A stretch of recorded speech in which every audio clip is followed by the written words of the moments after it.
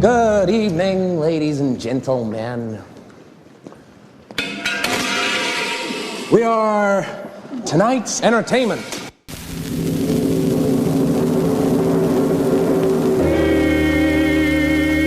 Hooray for Hollywood. That's Dewey Valley, Louie Hollywood. We're in the office for a young mechanic. Can be a panic with just a good-looking can. I'm sorry I laughed at you that time you got diarrhea at Barnes & Noble. And I'm sorry I told everyone about it. Hello. Welcome to Khnemu Kozak's Oscar Ballot podcast. Our first try at doing a podcast. Not my first podcast, but my first time doing production. And I didn't know shit. So it's a lot of learning curves and it's fun. So anyway, I'm here with my friend Khnemu Kozak. We are friends from college. Hi guys. And we are doing a podcast here to follow down the Oscar ballots and just general movie news. And to clarify, we are not industry insiders. Well, you might be. Are you an industry insider? No, I'm very much an industry outsider. Yeah. So so we should disclaim that first. Also, I think, being that this is about Oscar ballots, I think we should also add that we did not see all the movies. That's true. And we're not going to see all the movies. I will try to see as many as I can, but that's the goal. Obviously, that's the goal is to see how many we can see. But, who can see them? Who do the voters? Do you think they even see them all? No, not at all. We had discussed earlier that we're not going to watch Avatar probably. It is nominated for Best Picture. It is nominated for Best Picture, but we have pretty much decided that we're not going to watch it. So there is going to be a degree of guessing. But isn't that the way for everyone? Like, that's just the way. Like, I don't think I've ever seen all the documentary shorts. True. And I imagine most people who fill out Oscar ballots are guessing a lot of the time. Most people don't see all the movies. Yeah, and if anything, you're going to listen to the show and you're going to guess better. That's what the objective is, right? I mean, that's what we're doing here. Get how to win your Oscar pool with slightly better guesses. Because I have one, I haven't been to an Oscar party in a few years because of COVID, but I have won quite a few Oscar pools myself. Do you do the Oscar pool thing? I've done them, yeah, and I never won. I usually come pretty close, but I mean, a lot of the times it's the technical categories that take me over, Ain't that always the way? I find it that it's easier to guess the short films than the technical categories. I don't know why. Either.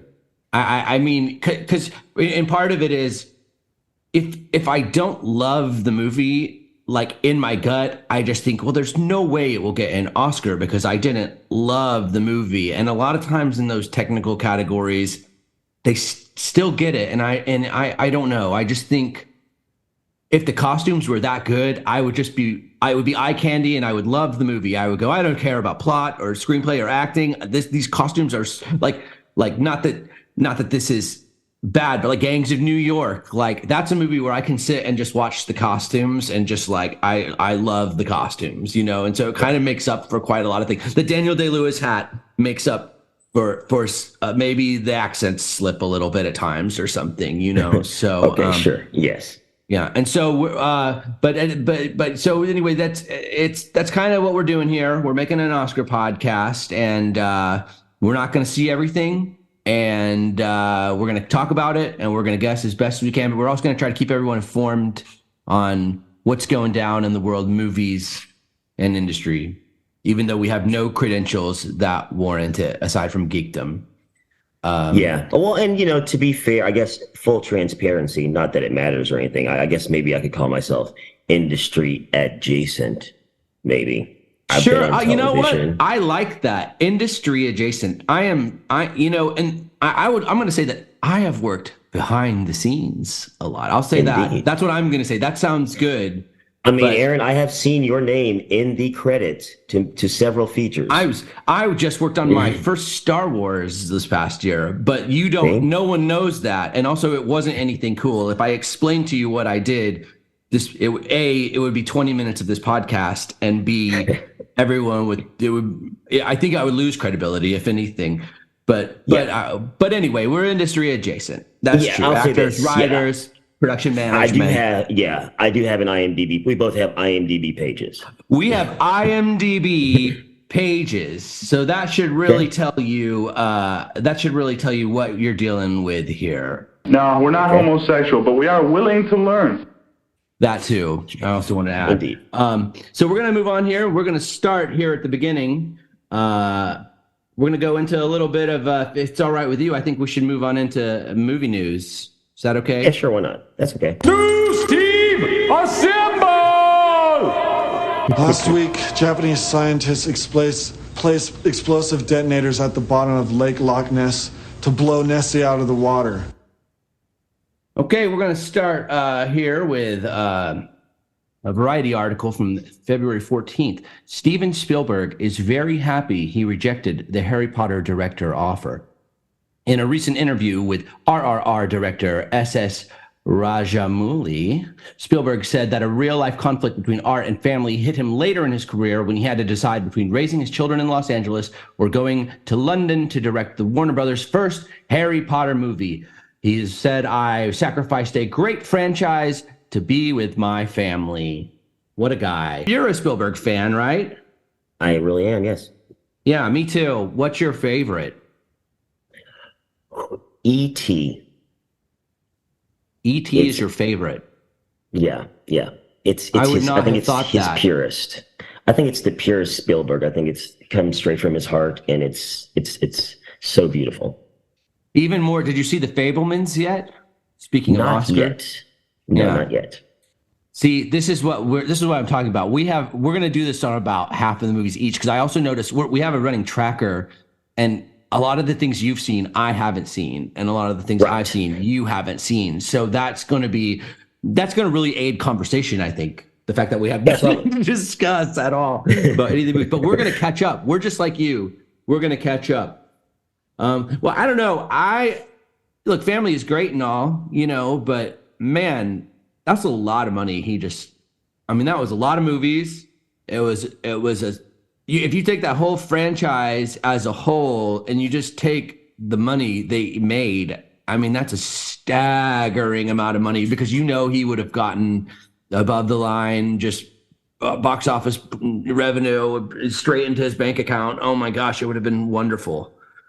I wonder, though, would he have been stuck with the series, or would he have done like Chris Columbus and done the first two and then bounced on and let other directors come in and put their stamp? Because that's where I haven't seen a lot of the Harry Potter movies, but from what I understand, that's where the franchise really took off, is when guys like Alfonso Cuarón started coming on and making movies in those movies. Well, who would follow, for someone to follow Spielberg? It would have to be someone good, because I think if I went into it as a Spielberg franchise and then he left, it would have, I would have needed to be in someone pretty big for me to be into it. But I'm not the biggest Harry Potter fan anyway. They're just, it doesn't appeal to my sensibilities. Also the other thing is our age matters, because when the Harry Potter books blew up, we were just a little too old. It was not quite cool as it was for the kids 5 years younger than us. And so Daniel Radcliffe is a phenomenal actor. I really love all the acting. I'm sure they're wonderful, great. I haven't seen every Harry Potter.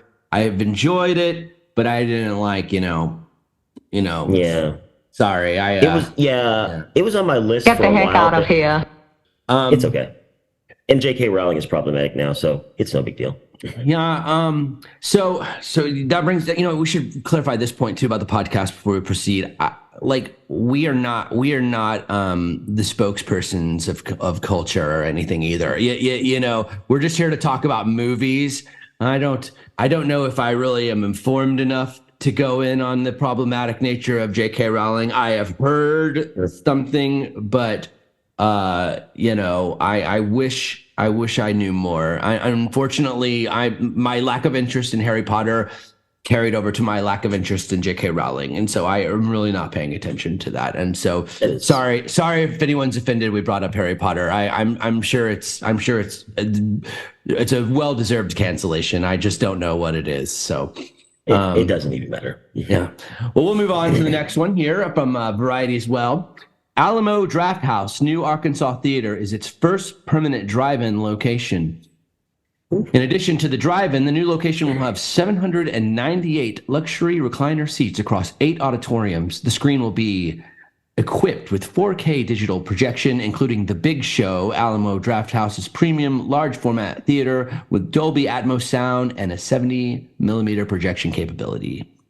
Well, I just think I like drive-ins. During COVID, I did a drive-in, and it was fine. You know, it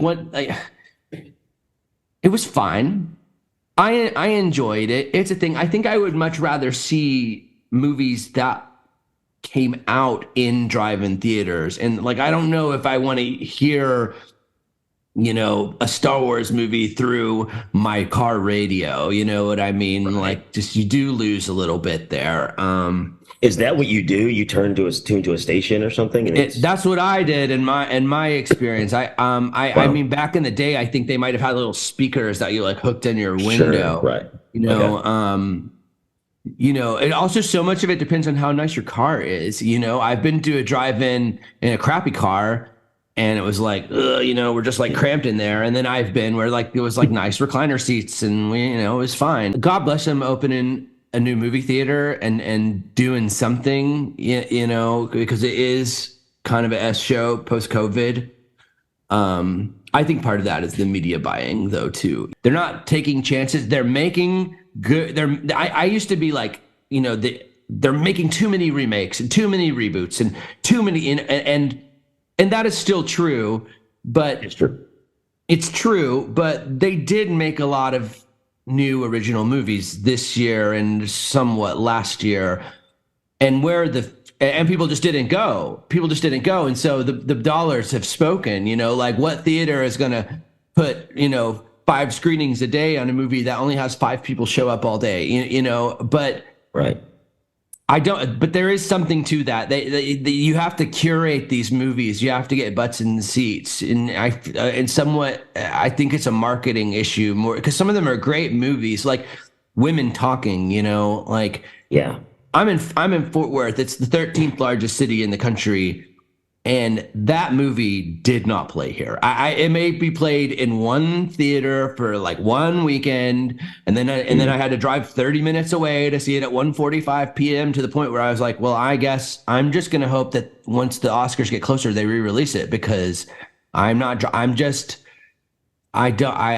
have tons of movie theater around me, and I don't want to drive that far to see it. And I do watch a lot of movies at home now, especially in like with, you know, bigger, if you have a large television, you know, it's in there's so many things on streaming now, it's easier to. But I still enjoy the theater experience, but I haven't been in a couple months personally. Yeah, well, and they've made it possible for you to do that too. I mean, they just put them on streaming so fast. That's probably a big part of it. Right. Except I mean, but that was a dismal failure. There's like no way that streaming dollars can replace tickets. You know, it just can't. Like Wonder Woman, like that should have been massive, even if it was like kind of critically, you know, middling. Yeah. You know, the first one was so good that it should have had a big old box office, but since they just put it on HBO Max and said we're going to put it out on Christmas, it's like, well, yeah, but I mean, a lot of us have like free trials to like Disney Plus. I was like, you guys put all your movies out there, and I get it free through my phone company. So I mean, I definitely would have gone and seen Mulan, even if I had heard it was terrible. I would have gone and seen it in the theater. Mm-hmm.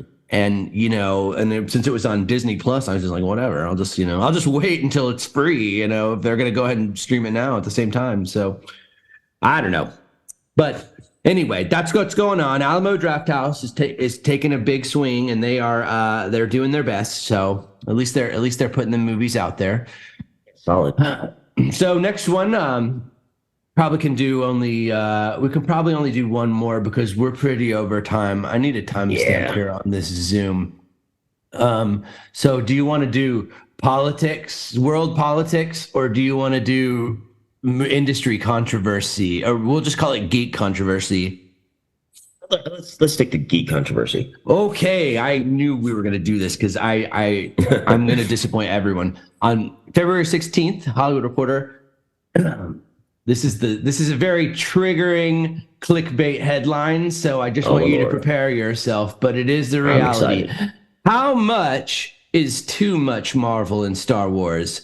Disney rethinks the franchise output. After years of Marvel and Star Wars movies and shows inundating screens big and small, Disney is putting the brakes on the output of some of the biggest franchises and brands. This follows Bob Iger's February 8th comments that the company needs to be better at curating franchise content that's extraordinarily expensive. No kidding. Added Iger, we want the quality on the screen, but we have to look at what they cost us. They're calling it a franchise recession. And my first thought is in your dreams, because that's that's what's making money. I wish this is what we've been screaming about, but there's just no way. If you look at the box office, new things are a tough sell. Franchises, people love franchises. They never get tired of them. It's amazing. It's true. And I'm one of them. I'm kind of that basic bitch in that way. I mean, just because the last time I went to the movies was to see Black Panther, and I'm going back tonight to see Ant-Man. You're talking about Wakanda Forever. Wakanda Forever. That's what I mean. Yes. Yeah, I haven't seen that. That's one of the ones you've seen and I haven't seen. And I know it's easy to see it because it's on Disney Plus. And I vow I will see it. I will see it. I did think the first one was excellent. I'm one of those people where when the lead changes, it's very difficult for me. And I know he died and it's not fair, but it's just, it kind of took a little bit of the wind out of the sails for me. I know that's probably, people don't like to hear that, but I just loved him as Black Panther so much. Yeah, no, he was excellent. I don't, I'll just get out there. I don't care for superhero movies. Yes, I think I know this about you. You know that I don't care. I like Star Wars. I haven't really gotten into the TV shows, but if there's a movie, I'm there at least early in the week after opening weekend, if not opening night. am a big Star Wars fan. We're talking about movies here because we are movie guys, and I will just say I am not into the TV as much, so I haven't done any of those. I worked on the one I don't even know the name of the one that I worked on because we had a code name for it, but the one that just came out, Andor or something. Andor? Okay. Yeah. Okay. So I just haven't done the TV streaming thing. I don't know if that lose me credit, but I'm a movie guy. I just like the form, the 1.5 to 3 hour form. That's what I enjoy the most, and I am trying to get on board with some TV. But the superhero movies, I know they're really cool, and it feels like if I don't want to hate on people's joy, and we had talked about this podcast is not about hating on people's joy at all. I don't care what your favorite movie is, you're entitled to that opinion, but they are all very similar to me. It's hard for me to Black Panther felt revolutionary when I watched it, and that was something that I think appealed to me. But some of them, I'm not going to go see Ant-Man. I'm not going to see it. I'll just be honest. I don't care. Yeah. What is the appeal? Just please tell me because to me, this is going to make me sound like I don't watch movies at all, but I watch tons and tons of movies. But I have not seen a Spider-Man since Tobey Maguire. All right, I am out on Spider-Man. I don't know. I mean, it's all of it. So please give me. This is what you and I haven't seen it. They could be brilliant, and I just haven't gone and seen them. So please tell me why I should want more Marvels.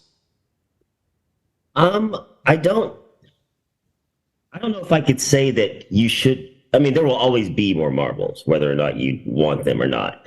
Well, I know that. I mean, that's how it's been for 15 years now. No, it's they're not going away.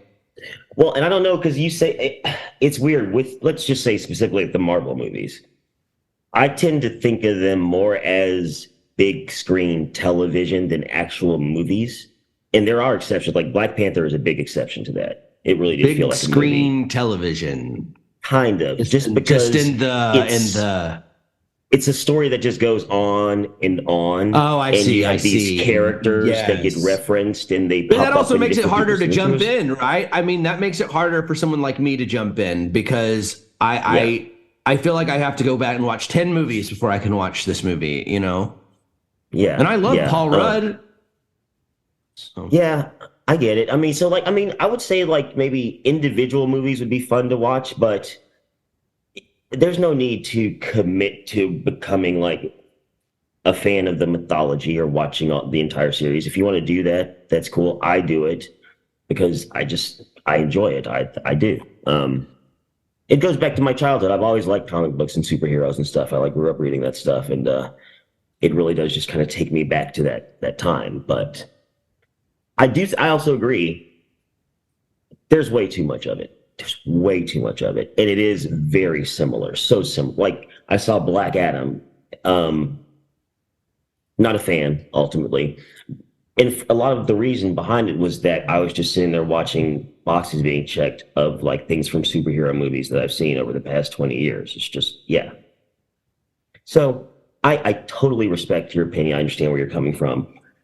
Even going back to the Scorsese controversy, where he said, that Marvel films were not cinema. So yeah. Well, I guess we're just at a stalemate here because you didn't really sell me. In fact, you've made me less interested in watching them, is what you've done here. So it was a massive failure. So I think we're gonna have to move on. It's probably time to do a little bit of celebrity news. I'm gonna do a birthday shout out. Wish happy birthday to WandaVision star Elizabeth Olsen. She's 34 today.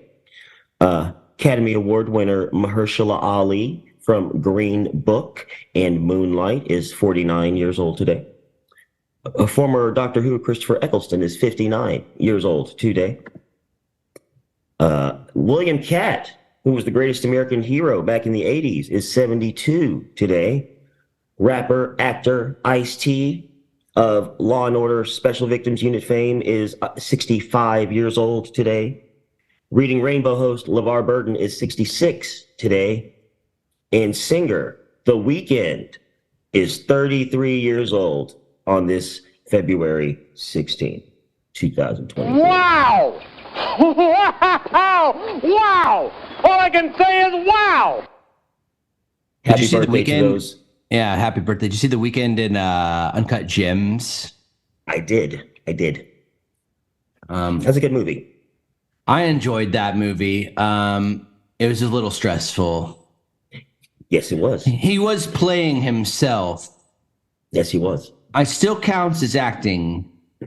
Well, he has a show coming out on HBO sometime this year, too. Where he's acting? Where he plays, he plays some fictionalized version of himself, but yeah. Oh, interesting. Yeah. Well, good on him. Good on him. Godspeed. It's a rough business, as we know. But I think he'll have a little help because he's The Weeknd. Exactly. So he's already got an HBO show. 2 E's. But I am playing Leontis in The Winter's Tale at the Stolen Shakespeare Festival. So I am not doing too shabby myself. No, you are not. And the last bit of news I want to say, we're going to say, rest in peace. The iconic Raquel Welch has passed away yesterday. At the age of... No good! Stop! Not good! Not good. No. R.I.P. She's iconic. From 1 million years BC and 3 Musketeers, she died at the age of 82. 82? Boy, yes. She looked good towards the end still. Well, that's what money can do. Well, cool. I think that so far that was very good. I think this podcast is going well. Yeah. I think we have less than 10 minutes though on the call. Yeah, I know, 8. But we got. Yeah. I'm first of all, we talk. That's it. I'm as mad as hell, and I'm not going to take this anymore. I told you it was my job to run the production. You think I'm not watching the clock?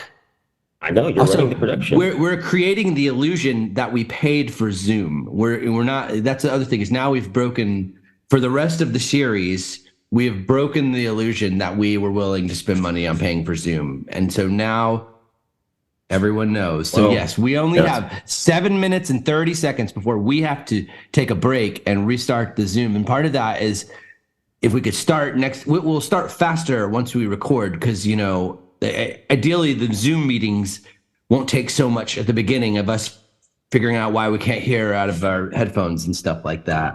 Right. So anyway, let's proceed. Box office. If you're good at something, never do it for free. Okay, so we're going to start. We'll just do a quick top 10, or we'll do top 5. We don't need to do them all. So number 5, we got Puss in Boots, The Last Wish, bringing in $5.5 million. We have number 4, 80 for Brady, bringing in $5.8 million.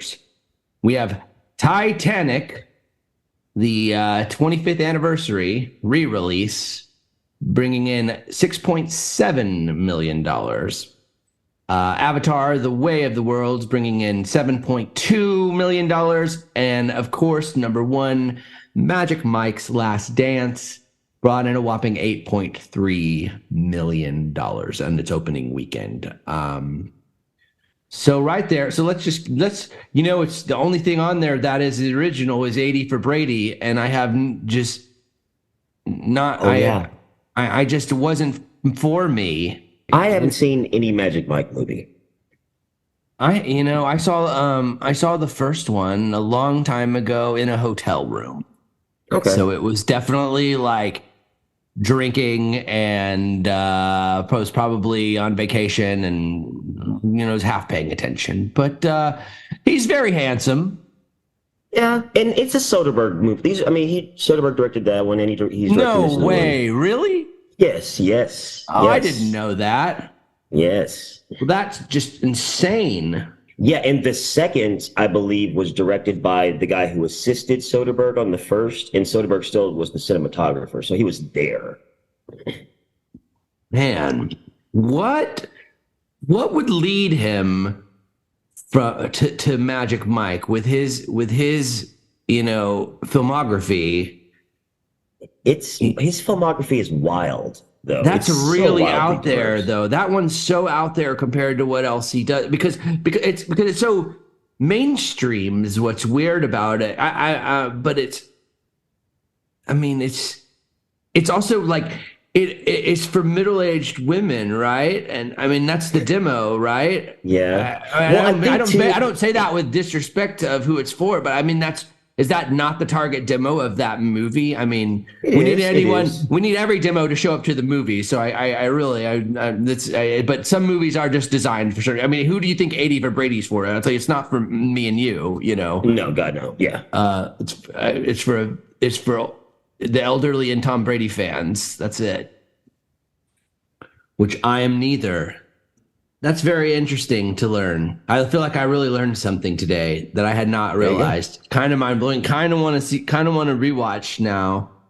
So So that's the box office, and of course, Avatar still hanging on there. Avatar has made look at this. So the total gross of Titanic is $666 million. And for this re-release, okay. Sure. This might be all time, all of it together. I'm not sure. It says weekends in release is 1,313. So that I'm just wondering if that means. I mean, there's just no way this re-release has been out that long. So, but the other thing I should check. We're not so rinky to. Sure. This might be domestic. This might be domestic box office, but I'm not sure. But correct me if I'm wrong. Titanic didn't make $1 billion because Star Wars was the first $1 billion franchise, right? No, Titanic has grossed over $2 billion at the box office. Really? In theaters? in theaters through ticket sales. Well, then why does this total gross? So this re-release, just the re-release of Titanic, made $666 million. That can't be. I'm sorry, that can't be. I'm going to need you to Google that while I proceed with the production, because I cannot accept that a re-release of a movie makes that much money. I just can't accept it. I won't accept it. That means if that's the case, that means it's made more than Avatar. I mean, like, that's crazy, right? Yeah. That can't be. Hold it! What the hell is that shit? That's how I feel about that. And so we're going to Google it. You're going to work on that because I need to know. But also, I'm going to do better, and I'm going to just determine what this box office is, because I got this off a website, and, I don't know their credentials, really. Yeah. Could be fake it looks news. like I'm looking. It looks like Titanic has not beaten Avatar. No. Titanic still sits at number 3 of all time. Avatar. The new Avatar. I mean, the re-release has beaten the sequel, new one. The re-release of Titanic has outgrossed the sequel to Avatar. Yes. That is just. It doesn't make any sense. Any fucking sense. That's how I feel. That should not be. It's literally by like $1 million, like around only about $1 million difference. Is that as of today? Because this is technically as of the weekend of last weekend, so that includes whatever's happened this week. So so it's catching up. So it should in theory pass it then. I hope so, because that really does not bode well for the state of new movies coming out. like not only do the reboots not do as well, but like they don't even beat the re-releases of the movies they already put out. Pretty soon they're just let's just put out all the old movies again, which honestly will be kind of rad. But yeah, only the ones you really want to see in there. I think it's time for you to tell us what is coming soon. Your complete attention, if you please. Ladies and gentlemen, coming soon to theaters. Let's see. Well, opening tomorrow is Ant-Man and the Wasp: Quantumania, the sequel to 2015's Ant-Man and 2019's Ant-Man and the Wasp. I think this is the 26th, maybe, or the 31st something MCU film. So yeah, that's going to be exciting. Make lots of money. Seeing it tonight myself. I think I got it, but just in case, tell me the whole thing again. I wasn't listening. Oh, good one. Yeah, so there's a new Ant-Man. I guess there was a couple before, and there's a new one coming out. Yes. Boring. Right. What's next? What else is coming? Next week we have Cocaine Bear. You know what? Not gonna be good, but I'm gonna go. Because they had to be doing cocaine when they came up with that idea, right? Like, for sure. I mean, probably. I mean, they're you're just doing bumps or whatever, just going, what if the bear got cocaine? That's just where that led to, in my opinion. I think it's based on something that actually happened. A bear actually did get into it. No way. Stash of cocaine. I don't think he went on a way. Get the heck out of here. No way. I do not buy that at all. The bear. There is not a real story of a bear getting a bunch of cocaine and going crazy. Please tell me. That's not. Yeah. That can't be. It's the bear didn't so much go crazy. He did eat a lot of cocaine, and then he died, and they found him. Oh, did they have to get the life rights from the bear to do this movie, or was it fine? I think they got the rights from the bear's family ultimately. Yeah. Okay. Well, I'm pretty pumped. That's the kind of thing we are going to be interested in from now on. Yes, indeed, we are going to be very interested in Cocaine Bear.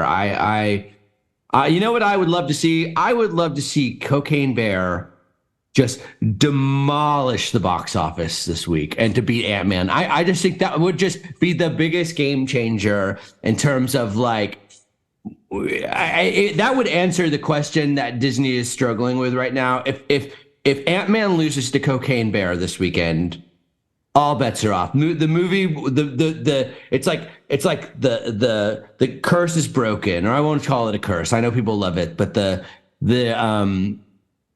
what's the better word? The hypnosis of the Marvel movies. We've broken through, and so we'll see. I mean, they it's won't next go weekend. away. It's next weekend, not this weekend. So it's not going to happen this weekend. Well, maybe it'll beat it next weekend. Well, there would be zero chance it would beat it anyway. So is that the only big thing coming out tomorrow? Tomorrow, Ant-Man, yes. Was that Ant-Man's the only big one?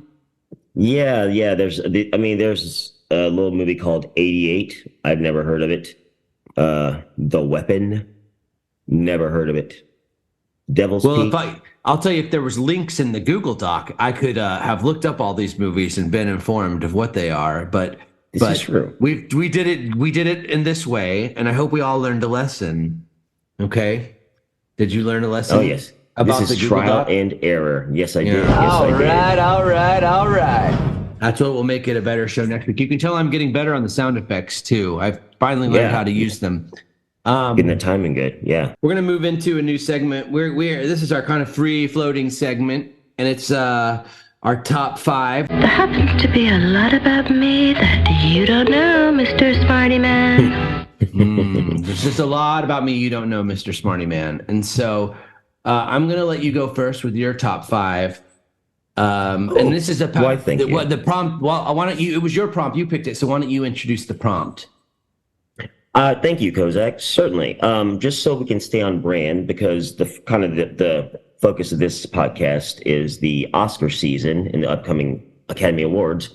Our prompt this week is top 5 Best Picture winners.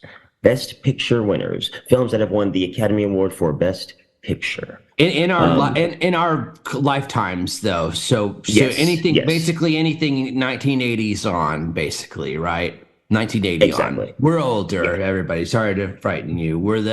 Are you a millennial? Or are you at the cutoff? You're like right there, because you're 1 year older than me. Yeah, some people call me a millennial. I'm not sure. I don't know. I'm the eldest millennial. I know I'm in the eldest. I always say I'm the Gandalf of the millennials. Okay, well, I would like to hear yours first, please. Okay, well, I'm going to start. There's going to be a slight qualification, because I'm divided on number 5. I couldn't decide, but I did make a decision between 2 films for the number 5 slot. So I'm going to announce my top 5, and then I'm going to, after I do number 1, I'm going to do like a 5A / number 6 that I think should be mentioned. Now, I believe the prompt was top 5. So, if I may, Hold it! What the hell is that shit?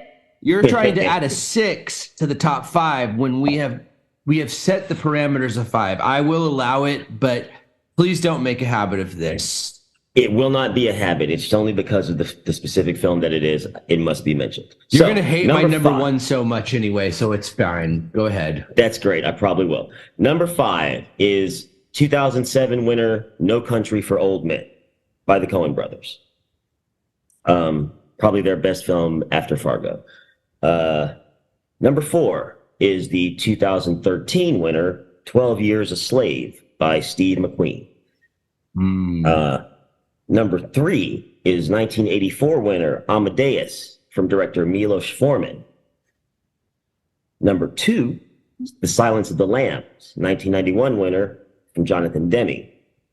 And number 1, the greatest Best Picture winner in my lifetime, is Steven Spielberg's Schindler's List from 1993. That is a very, very, very good list. Wow! All I can say is wow! That is very sad number 1. It is, but it is. It just is. You know, I kind of put 12 Years a Slave and Schindler's List in the same category of movie. It's a movie that is a mandatory watch. They should be shown in school. They should be studied in film school, but also shown to like high school kids, even though they are very graphic. But you just I don't watch it all the time, but I watch it every couple of years, and they're both just excruciating watches, and yes. I mean that in the best of ways. Yes. about excruciating stories. So yeah. I mean, it's just so. I mean, Chiwetel is just what a character, and that I mean, just the way he just did that, just the range in that one movie. I mean, what a beautiful performance and screenplay. And then and the thing about obviously have been too. Oh yeah, right. Oh my gosh, like, and a great Paul Dano as well. Yeah. Lupita Nyong'o as well. She won the Oscar too. Sure. I won. Yeah, of course. That her scenes in particular are probably the hardest to watch. They're like look away type scenes when there's gonna be spoilers. I'm sorry if you haven't seen it. We'll try to keep it tied on the new ones, but on 12 Years a Slave, you should have seen this already. But when the wife like hits her in the nose, with that thing, oh my God, when they're dancing, oh, what a gnarly turn of this awfulness. Oh my God. Well, that's a great list. I shall try to live up to it. Let me get my qualifier in there. That's right. Oh, number 6. Yes. Go ahead. Because I had to. It was almost number 5, but I have to give the shout out to The Departed from Martin Scorsese, 2006.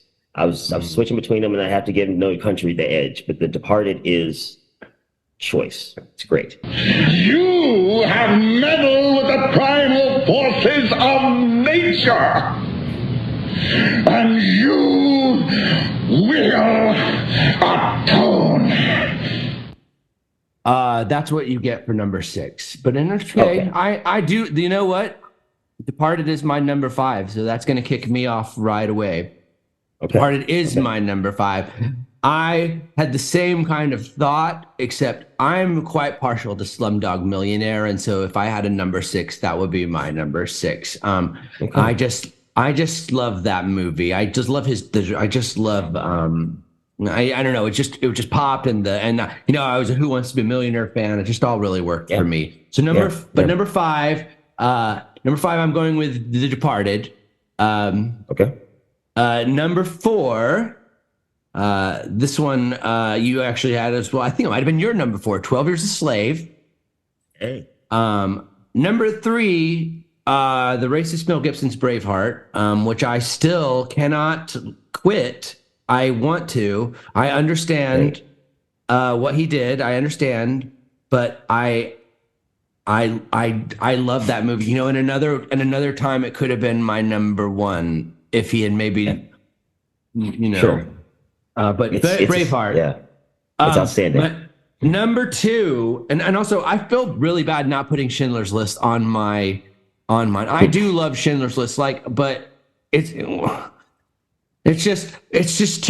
sad. It's too sad. and a little. Also, I was a little younger, so I 12 Years a Slave hit me right when I was really into like screenwriting classes and all of that, and it blew me away. So my number 2 though is done by a young fella named Clint Eastwood. It's Unforgiven.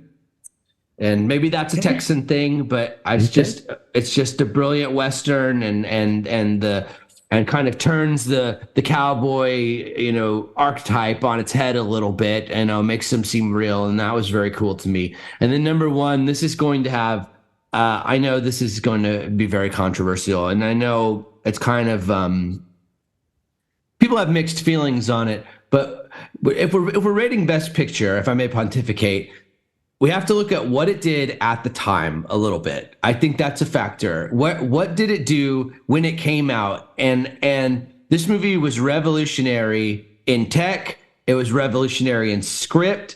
It was America's greatest actor at the height of his career.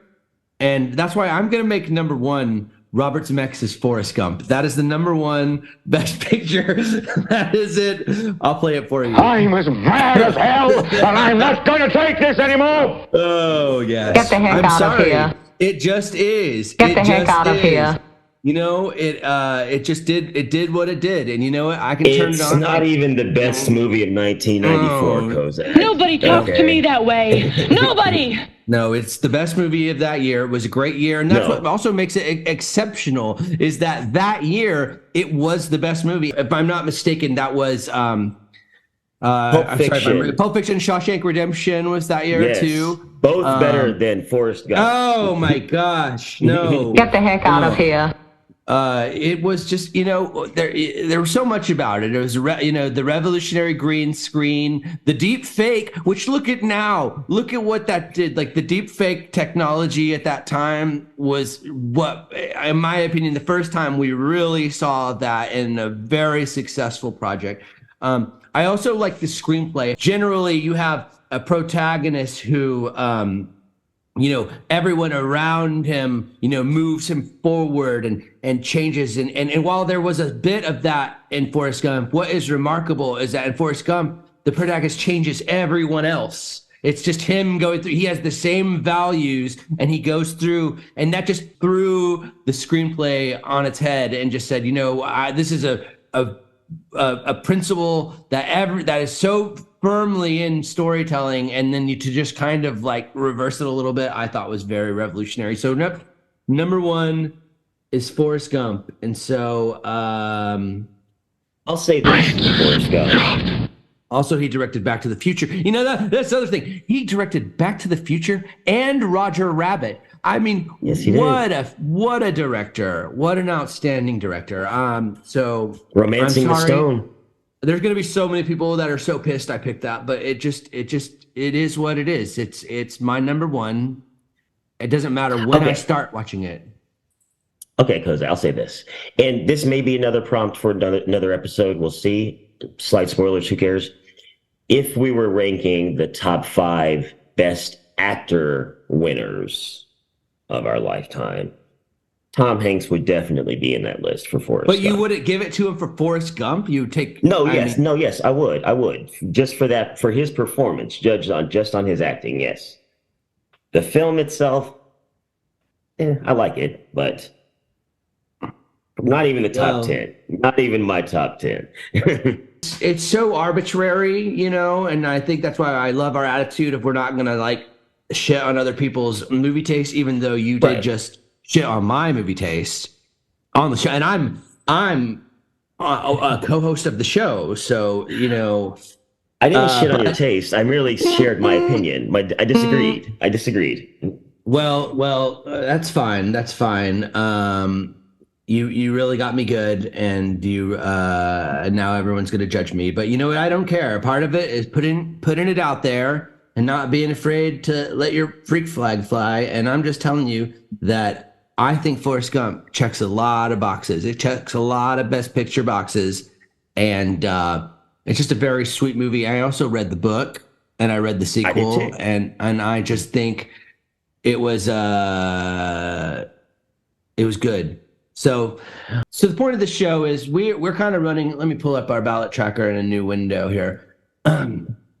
So Khnemu and I have been going through and tracking what we've seen, and we're kind of scoring it by nominations. And right now the score is 63-43 me. And granted, if a movie has more nominations, when you see it, you get more points. And it's not competitive. But I am winning. So that feels very good. It feels like I really did my part for this podcast. And, I've just been a real patron of the arts. So we're going to go through and let's do a quick rundown and see what we got going on here. Or do we want to just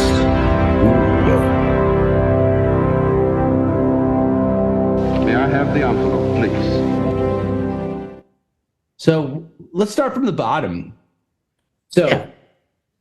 So best sound, you've seen 3 and I've seen 3. So I've seen All Quiet on the Western Front, Batman, and Elvis, and you've seen Top Gun, Elvis, and Batman, which means, of course, that neither of us saw Avatar, because that is, and you know what's crazy is that probably has a good shot of winning, right?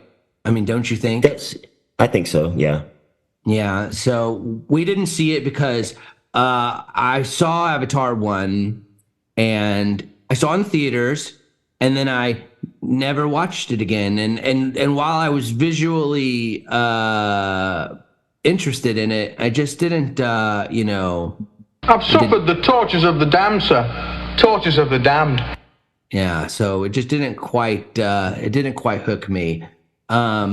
So I didn't go back. I probably won't go back. Are we making a pact that we're not going to see Avatar? It's like doing an Oscar ballot with our hands tied behind our back, but I kind of think we owe it. I can't promise I will never watch Avatar, but I'm not going to make an effort to go to ever see it. Why would you watch it on your TV? It's just the only place I want to see Avatar is in the theater, and I don't know. I'd rather go if I'm see, hanging out with someone and they want to watch it. If I'm with somebody and they want to watch it, I'll watch it. But I'm just saying, if it was Avatar or Cocaine Bear and every other show was sold out in the theater, I would buy tickets to Cocaine Bear. Me too. Well, I'm going to watch Top Gun. I am going to watch that one. And I bet you that sound is. Do you have any? Do you care to make a selection in this category? I would like to watch All Quiet on the Western Front. So I'm prepared to make a selection after I see Top Gun. Yeah. Okay. I'm not going to tell you what it is, but I am prepared. So let's move on. So the scores. I'm going to skip the scores because later I want to do an episode where we listen to the scores and then we maybe bring in a very music knowledgeable guest to come in and listen to the scores with us because we're not music people as much as movie people. I mean, I love music, but let's get a real music expert. Makeup and hairstyling, I'm winning 4-3. So I've seen All Quiet, Batman, Elvis, and The Whale, and you've seen Batman, Black Panther, and Elvis.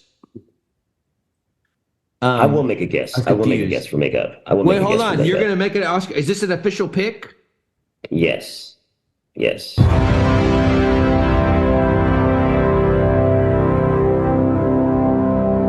I have the envelope, please? Oh, he's ready. He's going to do it. Okay, well. I predict the best makeup and hairstyling for the 2023 Oscars will go to The Batman. The Batman. For Colin Farrell's penguin makeup. Really? Yes.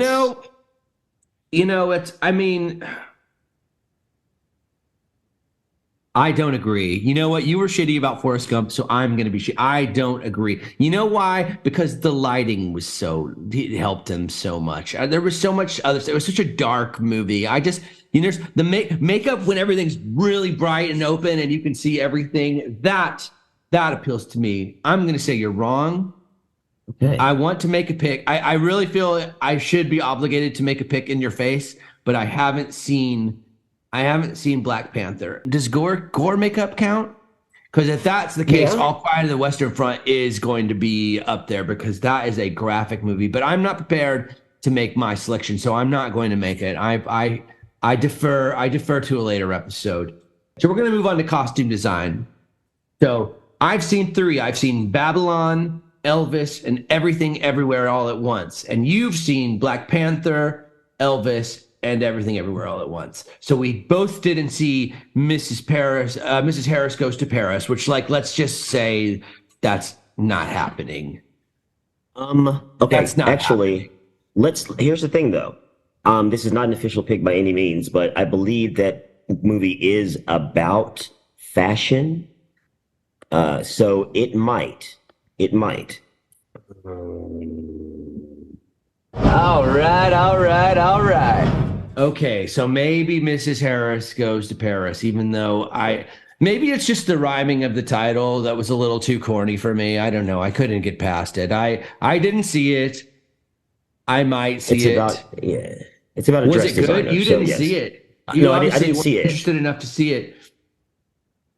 I only heard of this movie yesterday, honestly. Babylon had the sheer amount of costumes in Babylon is something. I just don't think there was enough characters and Everything Everywhere All at Once to really costume it up. I'm really surprised to see that one on there, to be honest.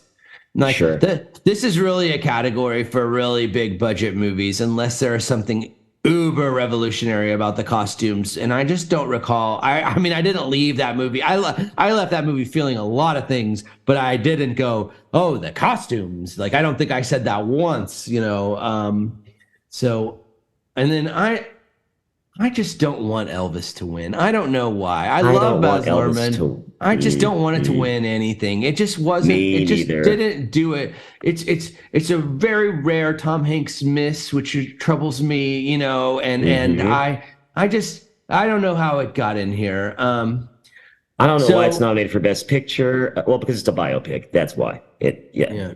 So this is one category where we're just shitting the bed. This is absolutely unacceptable. I've only seen one of the best animated features. I've seen Turning Red, and you have not seen any.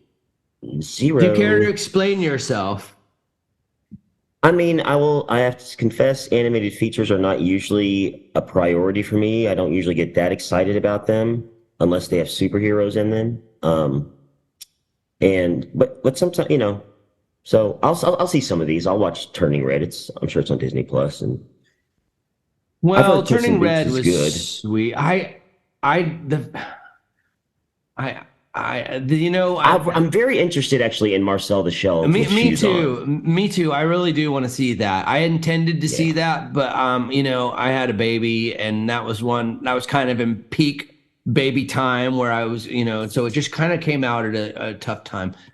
I love Guillermo del Toro. I went to see they did the museum where they brought all his stuff out, and where you could see all the stuff that he keeps in his house, and that was amazing. And so I'm sure I'm gonna love Pinocchio, but I don't know. Stop motion. Does stop motion ever win?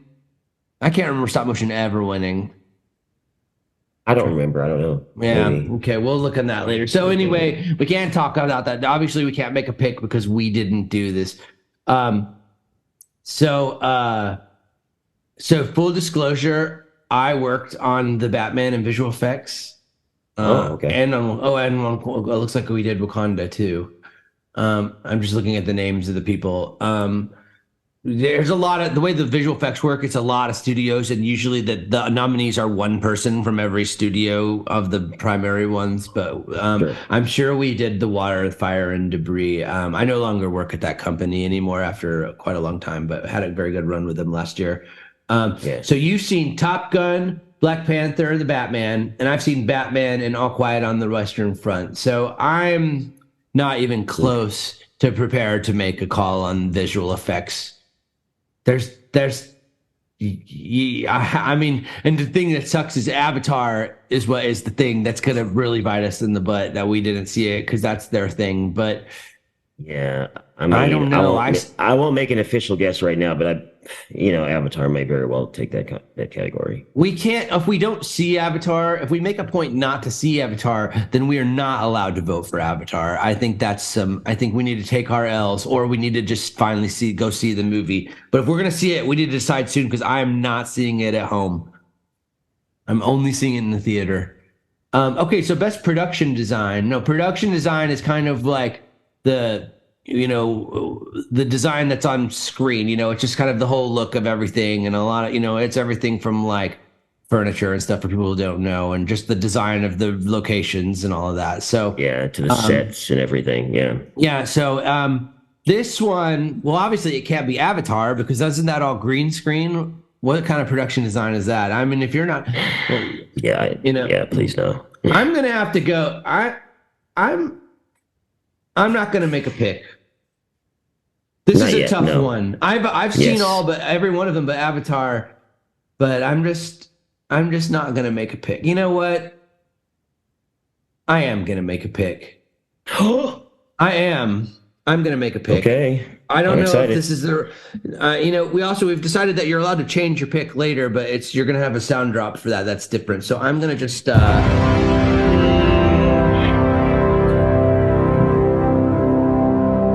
I have the envelope, please? I think I'm going to go ahead and I'm just going to give this one to Babylon. I didn't love the movie, but what is superb about the movie is the production design. It was extremely cool. The colors were cool. It was just a very stunning visual feat. And there were also very, very large locations with huge casts. And it was quite a feat. So I'm going to go with Babylon, subject to change. This is one that I may change later. But for right now, just for the sake of me putting at least something on, I'm doing it. So original song, we're going to save that again for our music episode. So our international features, I've seen All Quiet on the Western Front. And I have not been able to find any of these in theater. Could I just make a pick? You can't just make a pick. You haven't seen a single one of them. How dare you make a pick with 0 watches? You think the Academy members are going to watch all these movies? No. You should watch one of them. You should not. Look, it's one. I'm going to watch one of them. I'm going to watch All Quiet on the Western Front. And you're going to pick it now without having even watched it. What if it's not good? It's going to win. That is literally the dumbest thing I've ever heard. Please, Wildstyle, let me handle this. That idea is just the worst. I am not going to allow you to do that. I'm going to put my foot down, and I'm not allowing you to make a pick unless you watch one of the movies. It's one thing if we were talking about the short films, but you can see some of these are going to be on streaming. The 2 best ones will at least be on streaming. So you have to watch one. How dare you? Best film editing. Wow, we've done pretty good on this one. So you've seen everything but Tar. So you saw Banshees of Inisherin, Elvis, Everything Everywhere All at Once, and Top Gun Maverick. And I've seen Banshees, Elvis, Everything Everywhere, and Tar. So I need to see Top Gun, you need to see Tar, and then we close this baby out. Editing. Gotta tell you, I'm gonna bet I know what's gonna win. I'm gonna make a pick right now. I'm doing it.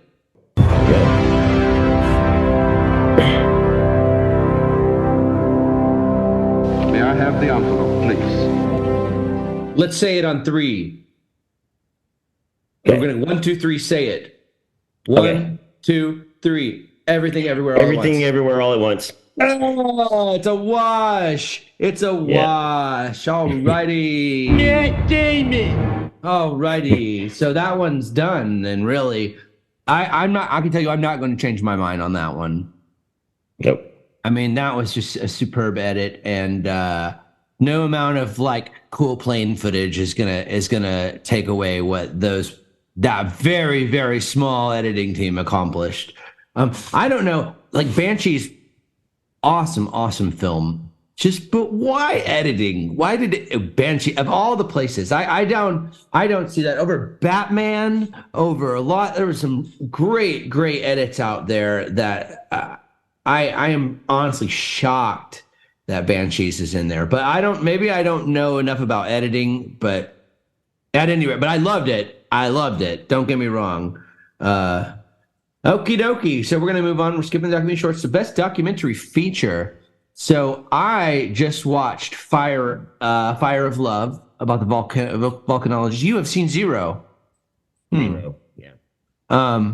Well, I'm just going to go ahead, since I'm a good little boy and I have seen 2 of them at least. I'm going to make another pick. It's going to be very controversial. I'm doing it, but I know what's going to happen.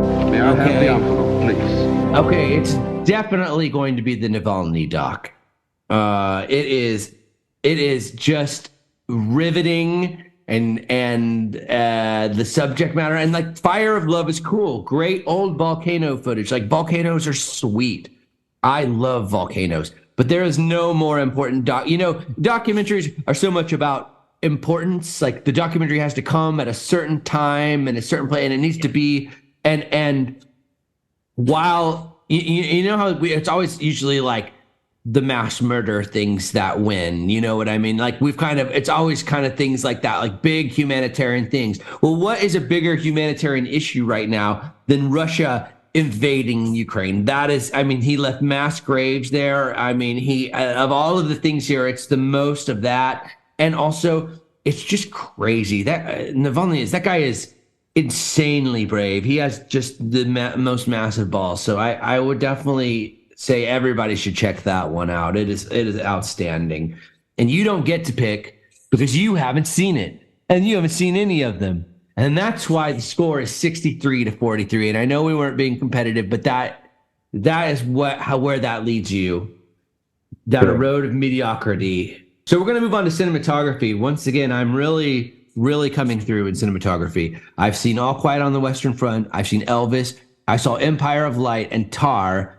And the only one you've seen is Elvis. But neither of us have seen Bardo, False Chronicle of a Handful of Truths, which I don't know anything about that one. That's going to be...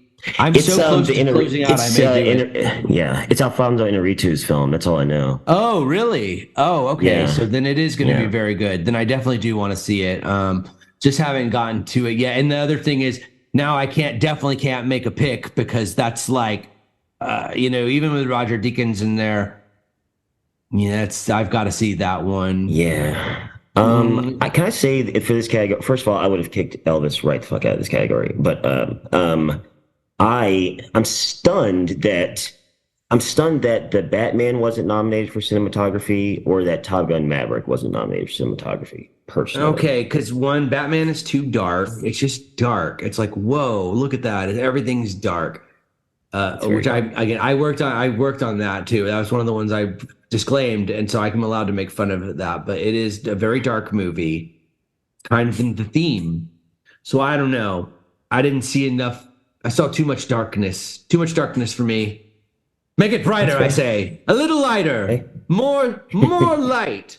And then more light. But Elvis, I don't know what about.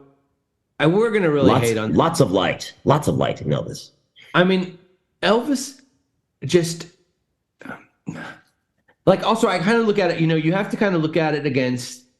I look at all these biopics against each other. I look at Ray versus, Bohemian Rhapsody versus the Elton John one, forgot what it's called. Yeah, Rocket Man.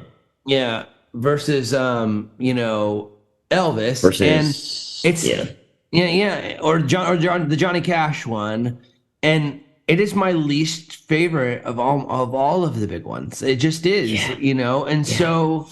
But a really good one. Did you see Straight Outta Compton?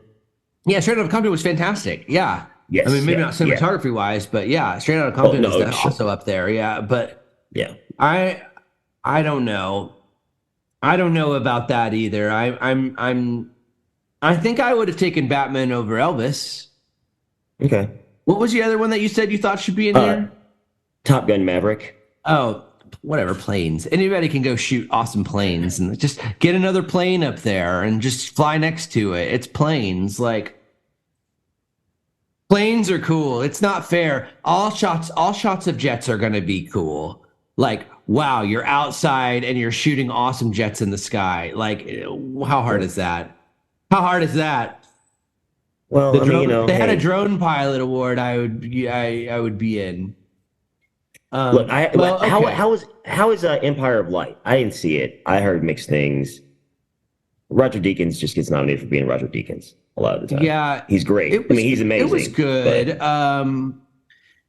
It was, it's surprised. I'm surprised that it was a Roger Deakins. I mean, you can tell at times it's Roger Deakins, but like, maybe what's so good about him is he just kind of he just likes what it is. He likes well. He shoots it well. Whatever it is, but like there was nothing in this movie that was like, oh, this requires just some outstanding cinematography. It wasn't like, it was just very simple. It was a very simple movie. So I am a little surprised he's in here, but except for the fact that he's Roger Deakins.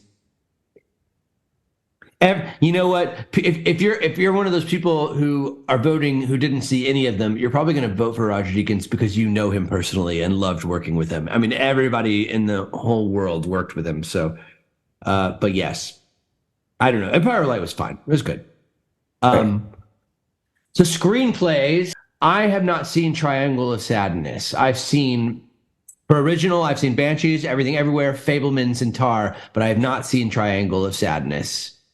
So I don't know. I'm going to have to see that. I'm not prepared to make a pick, but you have seen Banshees and Everywhere. You got a little catching up to do, but I mean, I'm probably leaning on Banshees. I need to see the other three films first. But yeah, it's just a really, it's Martin McDonagh doing what Martin McDonagh does in the theater. And it's like what I love about his plays, I loved about this movie. I kind of felt all of his other movies, he was not quite in his lane, in Bruges, perhaps he was. But like Three Billboards felt like Midwestern people doing Irish stuff. I don't know. Just the dialogue never really quite vibed with me too much. And I also, I like that movie, but I don't love the third act of that movie of Billboards, and Banshees of Inisherin is just a perfect Martin McDonagh play. I don't know. What did you think? You liked it, huh? I can't tell you didn't care for it. No, I really enjoyed it. No, I thought it was excellent. Do you want to make a pick, having seen two? You want to put it on the board? No, I want to see the other three. I'm going to watch those films. Yeah. Okie dokie. Well, we're going to move on to adapted. We've got All Quiet on the Western Front, Glass Onion, and Knives Out Mystery, Living, Top Gun, and Women Talking. So you already know my problem with Women Talking. I can't find it screening anywhere around here, but I assume it's awesome. And let me make a weird. This category, the Academy rules are weird here because you see, I've seen Top Gun and Glass Onion, right? Those are two original screenplays, but they are in the adapted screenplay category because they're sequels, and that's the only reason. That's really weird. Hold it! What the hell is that shit? Yeah, I don't agree with that decision. Why would I hate that actually? Because it's especially difficult with a book adaptation because the adaptation in itself is what I judge it on. Like you can say what you will about Fear and Loathing as a screenplay, but it is like one of the best adaptations of a book ever. I mean, it's like they did not drop a thing. They got it all in there. They fit it in a tight package, and you read the book and you watch the movie and you have almost the same experience, and I think that's a big accomplishment. But when you're just writing a sequel, I hate that. That. We should make, you know what? I'm not voting for either of those. I'll tell you that much. In fact, you know what I'm going to do? You're not voting for them either.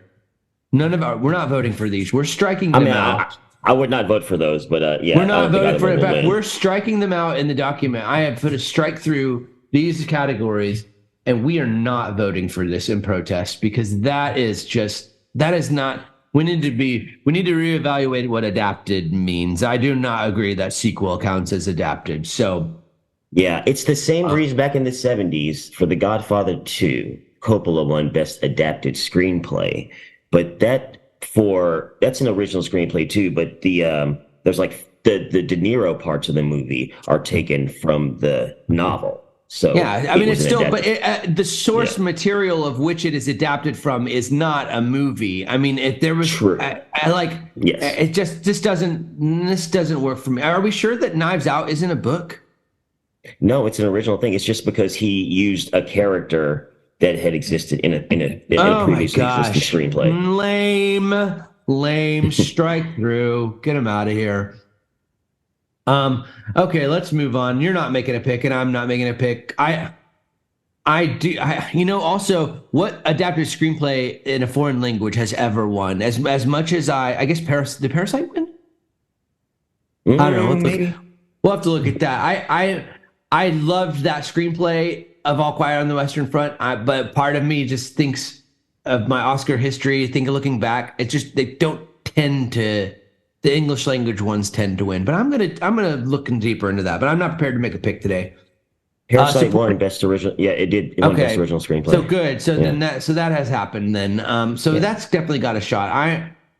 I've heard that. I've heard Living is awesome.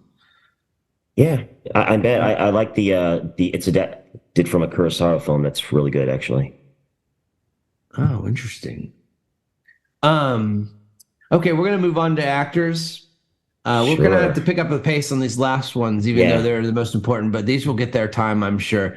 So, supporting actress, I've seen The Whale, Hong Chau in The Whale, Carrie Condon in Banshees of Inisherin, Jamie Lee Curtis in Everything Everywhere All at Once, and Stephanie Sue in Everything Everywhere All at Once. And you've seen Angela Bassett in Wakanda Forever, and the only one you haven't seen is The Whale. So we are pretty dang close to closing this out. Oh man. I don't. Oh man. I'm not gonna make a guess right now. I could, but it's a very tough call. I'm not gonna make a pick either. I need to see Wakanda Forever, and then I can make a pick. So maybe by next week I'll make a pick. Supporting actor, we've got Brendan Gleeson in Banshees, Brian Tyree Henry in Causeway, Judd Hirsch in The Fabelmans, Barry Keegan. Am I saying that right? Yeah, I think it's Keegan. Kiwi Kwan, and Everything Everywhere, and he's obviously got a lot of buzz right now. He does. You know, it was a really fun Judd Hirsch performance. Causeway, I don't even know where to see that. Yeah, I'm glad to see that guy nominated, though. He really is. He's such a good actor. Brendan Gleeson is supporting. I kind of think is a little bit BS too. They should have put him as the lead. I don't know.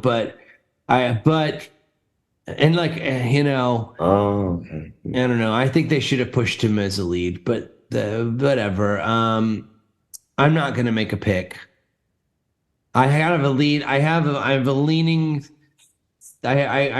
leaning into Kiwi, but I want to think about it. This is one of those categories where anything can happen, so I don't know. What do you want to pick? I'll hold off on a pick. So best I have a pretty idea.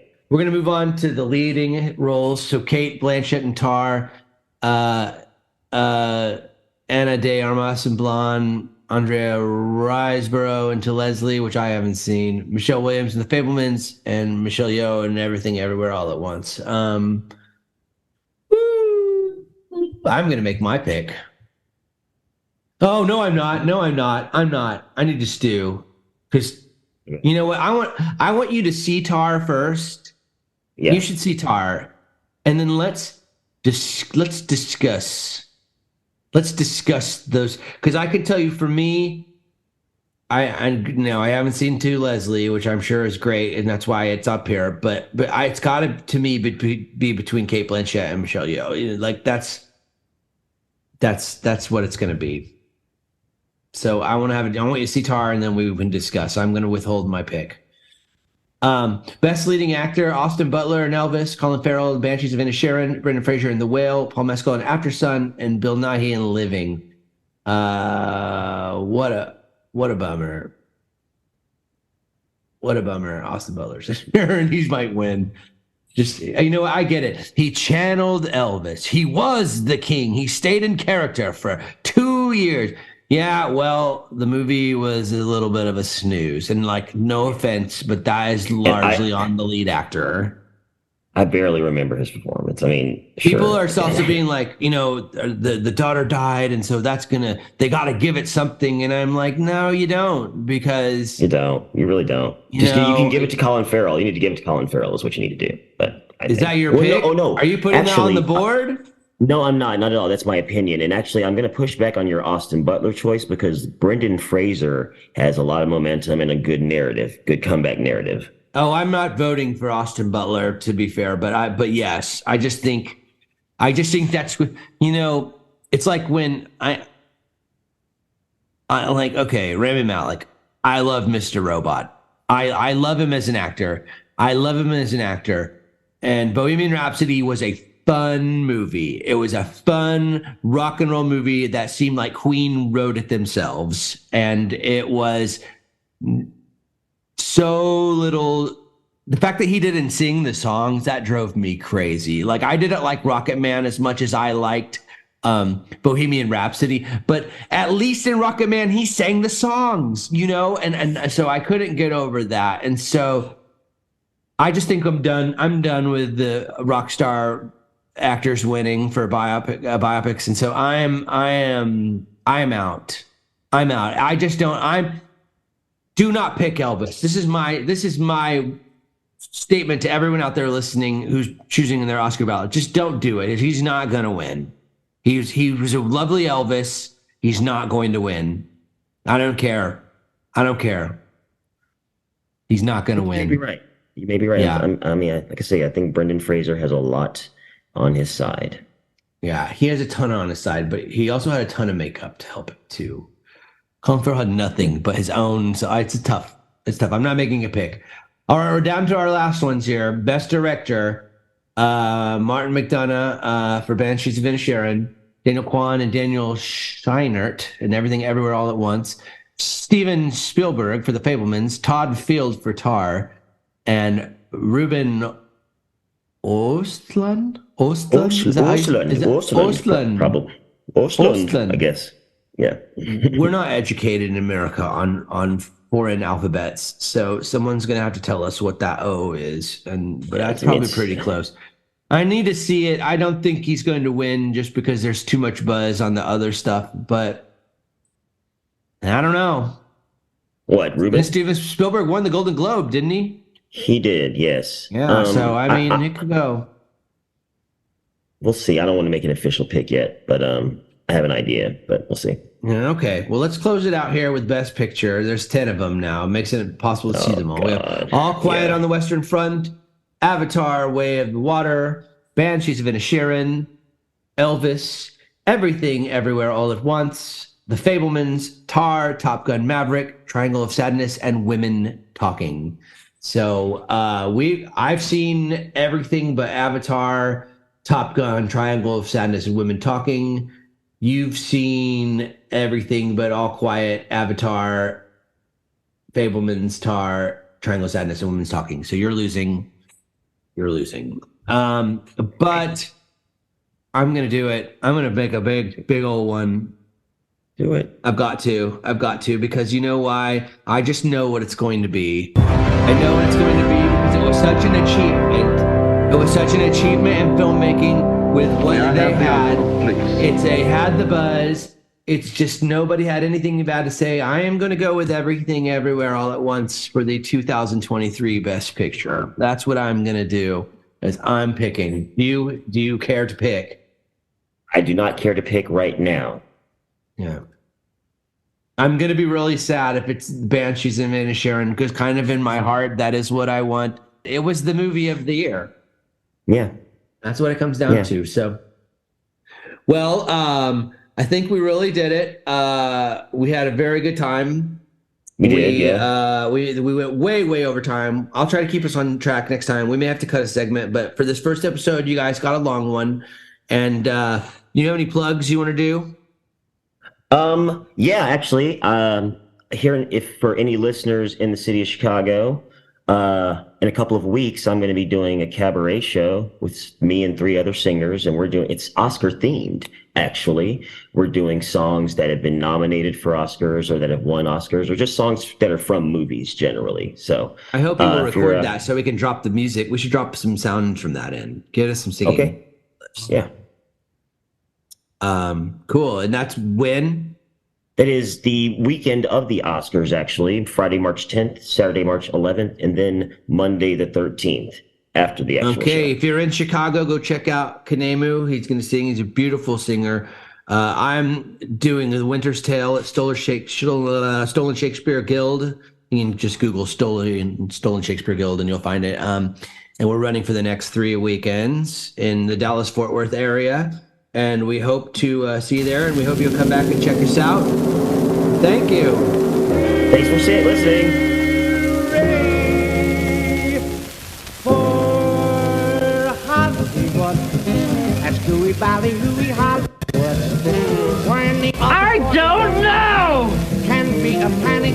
You can play sound effects over the ending, I guess. Why so serious? What did we learn, Palmer? I don't know, sir. I don't fucking know either. I guess we learned not to do it again. Yes, sir. Well, fucked if I know what we did. Yes, sir. It's hard to say. Jesus fucking Christ.